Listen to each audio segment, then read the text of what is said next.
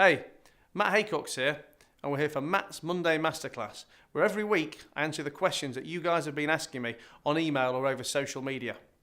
Now today, we're going to talk about how do you come back from bankruptcy.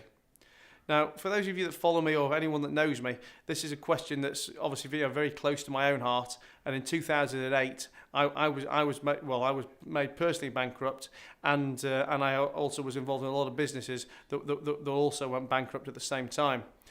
Now, this was something that obviously it was the first time I've been involved in such an experience, and very much in the run-up to this, everyone around me was telling me that my business life was over, my personal life was over, and basically I was fucked. Let me tell you, at the time I was 26 years old. I had a daughter. She was probably 18 months, 2 years old at the time, and I had absolutely no idea what I was going to do. So, setting the scene for a little bit there, I'm pretty well qualified to answer this question. Now, for me, the answer is very much like I was talking about in previous weeks about how do you overcome fear, where I was really talking about what are the alternatives if you don't overcome that fear. Now, also, let's just give another parallel. For anyone who's not in business watching this, let's talk about bankruptcy in the same context of a sportsman who's had a career-ending injury.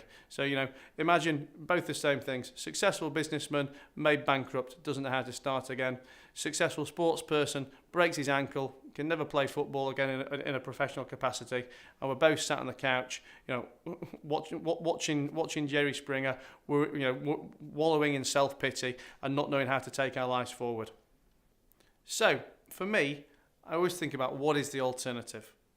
I either book my ideas up and I get off my arse and I go and find something else to do, something else to try and be a success in, or I just constrain myself to a life of being sat on the couch and watching Trisha. Look, having no money and having no life, having nothing, look, it's shit. Being bankrupt is shit. Losing your job, shit. Breaking your ankle and never being able to play football ever again, it's shit. But it's just shit for that moment. And if you continue to live out that shitness, then it really is shit. Now, look, that's a lot of shits. And I'm probably saying that to prove a point. That by dragging this out, you're just letting people down. And maybe you're single and you think, well, I'm only letting myself down. But why the fuck do you want to let yourself down? If you're married or you've got kids, then you're letting your family down. Do you really want to be looked at as that miserable fuck who sat on the sofa talking about what happened 5 years ago and moaning about it for the rest of your life? Listen, you're going to achieve nothing if you do that. You're going to get back on the horse and get on with it. It's not easy, but I really don't see that there is another alternative. Look, when I was made bankrupt, it was horrible. I really thought the world was going to end. I thought it was going to be skint forever, and I thought everyone was going to laugh at me. But you know what? I just had to find the fire in me and fight those negatives. Because the downside was I'd be staying in that state of bankruptcy, that state of depression.